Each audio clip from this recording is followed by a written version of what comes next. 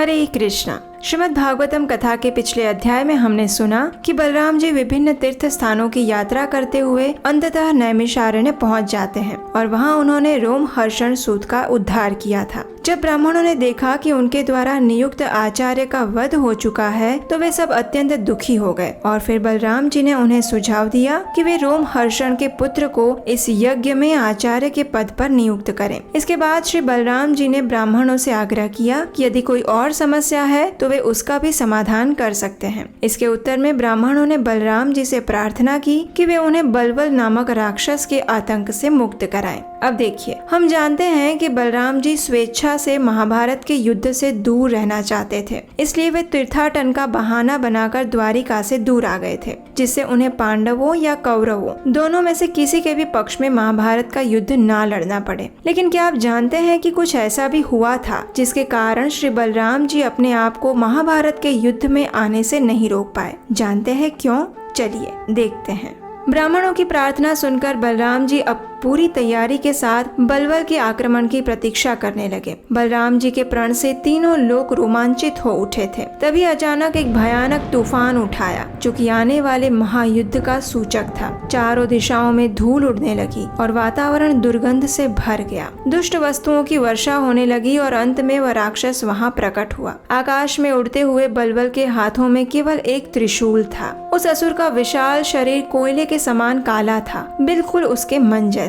उसकी दाढ़ी और मूछें तांबे के रंग की थी। टेढ़ी भौहों वाले उसके भयावह चेहरे पर नुकीले दांत बाहर निकले हुए थे। दूसरी तरफ श्री बलराम जी अपने श्वेत वर्ण से कांतिमान हो रहे थे। समस्त देवी देवता उनकी जय जयकार कर रहे थे। असुर को रणभूमि पर उपस्थित देखकर बलराम जी ने अपने हल और गदा का आवाहन किया और वे तत्क्षण वहां प्रकट हो गए। हल और गदा धारण किए श्री बलराम जी की सुंदरता का कोई वर्णन नहीं हो सकता। अवसर पाते ही बलराम जी ने उस असुर को अपने हल की नोक से पकड़ा और आकाश से सीधा नीचे घसीट लिया। तब अत्यंत क्रुद्ध होकर बलराम जी ने अपनी गदा से उसके सिर पर जोरदार प्रहार किया। भला इस भौतिक जगत में ऐसा कौन प्राणी है जो बलराम जी की गदा के सामने टिक पाए? श्री बलराम जी की गदा के स्पर्श मात्र से उस असुर की खोपड़ी फट गई। रक्त तेजी से बहने लगा और जोर जोर से चीखते हुए उसने अपने प्राण त्याग दिए। त्रिभुवन के देवी देवताओं ने श्री बलराम जी पर पुष्प वर्षा की और उपस्थित ब्राह्मणों ने उनकी शौर्य गाथा एवं कीर्ति का यथोचित गान किया। इस प्रकार बलराम जी ने बलवल का वध करके उसे मुक्ति प्रदान की। एक ऐसी मुक्ति जिसकी परिकल्पना बड़े बड़े योगी और ज्ञानी भी नहीं कर सकते। अब ऋषियों से अनुमति लेकर बलराम जी ने कुछ ब्राह्मणों के साथ वहां से प्रस्थान किया और अपनी तीर्थ यात्रा जारी रखी। वहां से बलराम जी प्रयाग होते हुए गया पहुंचे। वहां उन्होंने अपने पिता के निर्देश अनुसार विष्णु मंदिर में अपने पूर्वजों का श्राद्ध किया। जैसा कि श्रीमद् भगवत गीता में भगवान ने स्वयं कहा है कि यद्यपि उनके करने के लिए कोई भी कार्य नहीं है, किंतु फिर भी वह इस भौतिक जगत में कार्य करते हैं ताकि लोग उनके कार्यों का अनुसरण करके शास्त्रों के विधि विधानों का पालन करना सीखें। इस सिद्धांत को चरितार्थ करते हुए श्री बलराम जी ने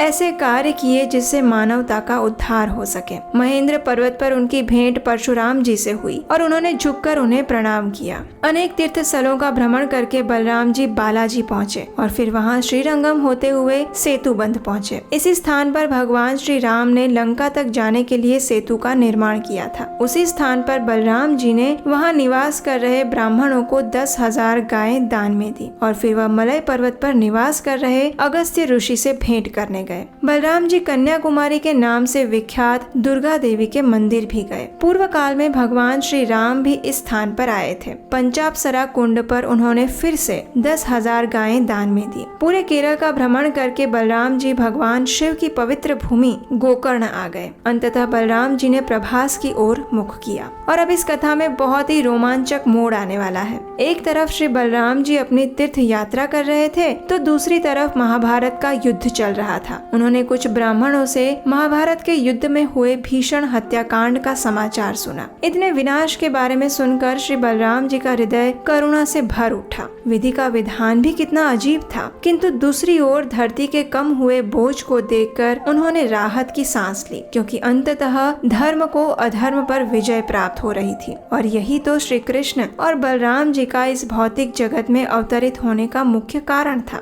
जैसे ही श्री बलराम जी ने सुना कि भीमसेन और दुर्योधन के बीच गदा युद्ध हो रहा है तो उसे रोकने की आशा से वे तुरंत कुरुक्षेत्र की ओर निकल पड़े। जिन बलराम जी ने युद्ध से अपने आप को विरक्त करने के लिए तीर्थाटन पर आए थे, अब वे स्वयं अपने आप को युद्ध भूमि में जाने से नहीं रोक पा रहे थे। ऐसा इसलिए था क्योंकि भीम और दुर्योधन दोनों ही बलराम जी को अत्यंत प्रिय थे और वे नहीं चाहते थे कि उनमें आपस में युद्ध हो। इसलिए वे इस भीषण युद्ध को रोकना चाहते थे और उन्होंने तुरंत कुरुक्षेत्र की ओर प्रस्थान किया। बलराम जी के कुरुक्षेत्र पहुंचते ही युधिष्ठिर, अर्जुन, नकुल और सहदेव ने उन्हें प्रणाम किया, किंतु यह विचार करके कि कहीं वे वहां पहुंचकर दुर्योधन का पक्ष न ले ले, वे सब चुप रहे। ये जग विदित था कि दुर्योधन बलराम जी का सबसे प्रिय शिष्य था। बलराम जी ने देखा कि विशाल जनसभा के बीच दुर्योधन और भीमसेन उत्साह पूर्वक गदा युद्ध कर रहे हैं, किंतु दोनों गदा चलाने की कला में अत्यंत प्रवीण एवं निपुण थे, इसलिए हार जीत का निर्णय ही नहीं हो पा रहा था। भीमसेन और दुर्योधन दक्षता से